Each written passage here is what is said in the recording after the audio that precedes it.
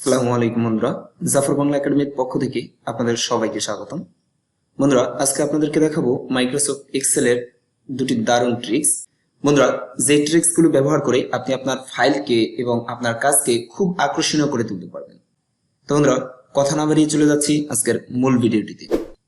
তো বন্ধুরা, এই কাজটা করার জন্য আমরা একটা ফাইল ওপেন করে রেখেছি। বন্ধুরা, আপনারা এখানে দেখতে পাচ্ছেন যে আমরা এখানে টাইটেল দিয়েছি কোর্সেস, এবং এখানে এমএস ওয়ার্ড, এমএস এক্সেল এবং কিছু লিখে রেখেছি আমরা, এবং এটার পাশে কিছু সিম্বল এখানে দেখা যাচ্ছে। অর্থাৎ এখন আমরা যদি এখানে কোনো কিছু টাইপ করি, দেখেন এখানে টাইপ করে যদি আমরা ইন্টারপ্রেস করি, দেখেন এখানে কিন্তু অটো এই সিম্বলগুলো চলে আসছে। অর্থাৎ এই সিম্বলগুলোকে আপনারা কিভাবে আপনার যে কোনো লেখার মধ্যে আপনি নিয়ে আসতে পারেন খুব সহজেই, সেটাই আজকে আপনাদেরকে প্রথমে দেখাবো। তো বন্ধুরা, এই কাজটা করার জন্য যে কাজটা করতে হবে, যেমন আমরা যে কোনো একটা সেলকে প্রথমে এখান থেকে সিলেক্ট করব। সিলেক্ট করার পর আমরা এখান থেকে চলে যাব ইনসার্টে যাওয়ার পর আমরা চলে যাব সিম্বলে যাওয়ার পর বন্ধুরা, এখান থেকে আপনাদের যে সিম্বলটা আপনাদের প্রয়োজন, অর্থাৎ যে সিম্বলটা আপনাদের ভালো লাগে, অর্থাৎ আপনারা সেই সিম্বলটাকে এখান থেকে সিলেক্ট করে নিতে পারবেন, বা আপনারা অন্য সিম্বলকে যদি আপনারা সিলেক্ট করেন তাও আপনারা করে নিতে পারবেন। তো আমরা চাচ্ছি যে আপাতত এই আমাদের এখানে যে সিম্বলটা রয়েছে এই সিম্বলটাকে আমরা সিলেক্ট করলাম। সিলেক্ট করার পর আমরা এটাকে ওকেতে ক্লিক করলাম। ওকেতে ক্লিক করার পর আমরা এখান থেকে ক্লোজ করে দিলাম। বন্ধুরা দেখেন, আমাদের এই সিম্বলটা কিন্তু এখানে বাই ডিফল্ট ইনসার্ট হয়ে গেছে। তো আমরা এটাকে এখান থেকে কপি করে নিব। তো শর্টকাট ভাবে আমরা কন্ট্রোল সি দিয়ে কপি করে নিলাম। কপি করার পর বন্ধুরা, আমরা যেহেতু এখানে এটাকে ইনসার্ট করে আপনাদেরকে দেখিয়ে দেবো, তো আমরা এখান থেকে এই সেলগুলোকে আমরা এখান থেকে সিলেক্ট করে নিলাম।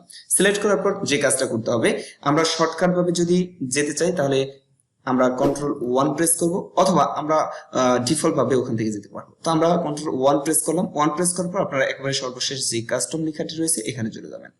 এখানে যাওয়ার পর এখানে যে জেনারেল লেখাটি রয়েছে এটাকে আপনারা মুছে দিবেন, এবং আমরা যেই সিম্বলটাকে কপি করেছি সেটা আমি এখানে পেস্ট করে দিচ্ছি। পেস্ট করার পর একটা স্পেস দিয়ে দিবেন, দেন তারপর আপনারা @, যে সিম্বলটি রয়েছে সেটাকে এখানে দিয়ে দিবেন। এখানে দেওয়ার পর আপনারা এখান থেকে ওকেতে ক্লিক করবেন। ওকেতে ক্লিক করার পর আপনারা দেখতে পাবেন যে এখানে কিন্তু বাই ডিফল্ট সেই কাজটা হয়ে গেছে। এখন যদি আমরা এখানে কোনো কিছু লিখি, দেখেন আমরা লিখে যদি ইন্টারপ্রেস করি, দেখেন আমাদের কিন্তু এখানে বাই ডিফল্ট এই সিম্বলটা কিন্তু বাই ডিফল্ট চলে আসছে। এখন আমরা এখানে যাই লিখি, অর্থাৎ এখান থেকে লেখার পর কিন্তু আমরা যদি ইন্টারপ্রেস করি, তাহলে প্রত্যেকটাতে কিন্তু বাই ডিফল্ট এই সিম্বলটাকে আপনারা ইনসার্ট করে নিতে পারবেন। অর্থাৎ এখান থেকে আপনারা যে কোনো সিম্বলটাকে আপনারা কিন্তু খুব সহজে করে নিতে পারবেন। তো বন্ধুরা, এরপরে যে ট্রিক্সটা আপনাদেরকে দেখাবো সেটা করার জন্য আমি আরেকটা শীট ওপেন করলাম। দেখেন বন্ধুরা, এখানে আমি আরেকটা শীট ওপেন করেছি। অর্থাৎ এখানে আমরা যদি কোনো ধরনের সংখ্যাকে আমরা হাইড করতে চাই, যেমন এখানে আমি কিছু মোবাইল নাম্বার আমি এখানে লিখে রেখেছি।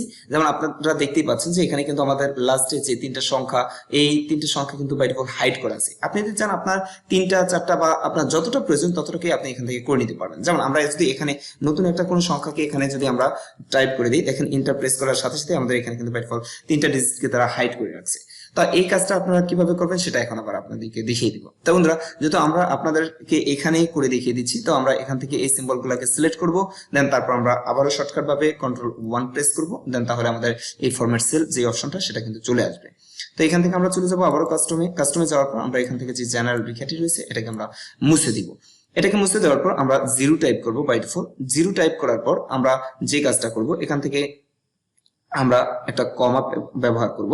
কমা ব্যবহার করার পর আমরা যদি একটা কমা ব্যবহার করি, দেন তাহলে আমাদের এখানে কিন্তু বাই ডিফল্ট 3টা সংখ্যাকে আমরা দেখতে পাবো যে হাইড হয়ে গেছে। যেমন আমরা এটাকে যদি আমরা কেটে দিই, কেটে দেওয়ার পর যদি আমি এখানে একটা নাম্বারকে আমি লিখে দিই, যেমন আমি এখান থেকে একটা নাম্বার লিখে দিলাম। এখন লিখে দেওয়ার পর এখন যদি আমি এখান থেকে এটাকে সিলেক্ট করি, সিলেক্ট করার পর যদি আমি কন্ট্রোল 1 প্রেস করি, দেন তারপর আমি যদি এখান থেকে কাস্টমে চলে যাই, এরপর আমি এখান থেকে দেখেন জেনারেলটাকে মুছে দিলাম। এবার আমি 0 টাইপ করলাম। আমরা এখানে 0 ব্যবহার করার পর যদি একটা কমা ব্যবহার করি, দেখেন আমাদের এখান থেকে কিন্তু বাই ডিফল্ট যে লাস্টের 3টা সংখ্যা সেটা কিন্তু বাই ডিফল্ট চলে গেছে একটা কমা ব্যবহার করার কারণে। তো আমরা যদি এটাকে মুছে দিই, দেখেন আবার কিন্তু চলে আসে। তো আমরা যদি লাস্টের 3টা সংখ্যাকে আমরা হাইড করতে চাই, তাহলে আমরা 0 দিব। 0 দেওয়ার পর আমরা একটা কমা ব্যবহার করব, তাহলে আপনারা দেখতে পাবেন যে আমাদের লাস্টের যে 3টা সংখ্যা সেটা কিন্তু চলে যাবে। দেন যদি আমরা আরেকটা কমা ব্যবহার করি, তাহলে আমাদের লাস্টের 6টা সংখ্যা কিন্তু বাই ডিফল্ট এখান থেকে চলে যাবে। এখন আমরা লাস্টের যে সংখ্যাগুলোকে হাইড করেছি সেখানে আমরা কি দিতে চাই, যেমন আমরা এখান থেকে অর্থাৎ x দিয়ে দিচ্ছি। অর্থাৎ আমরা যেহেতু 6টা সংখ্যাকে হাইড করেছি, তো আমরা এখান থেকে 6টা x দিয়ে দিলাম। দেখেন আমরা এখান থেকে 6টা x দেওয়া হয়ে গেলে আমরা যদি ওকেতে ক্লিক করি, তাহলে আপনারা এখানে দেখতে পাবেন যে এখানে কিন্তু বাই ডিফল্ট ইনসার্ট হয়ে গেছে। অর্থাৎ আমরা লাস্টের এই 6টা সংখ্যাকে চাচ্ছি যে কেউ যেন দেখতে না পারে, অর্থাৎ এখানে কিন্তু বাই ডিফল্ট সেটাই চলে আসছে।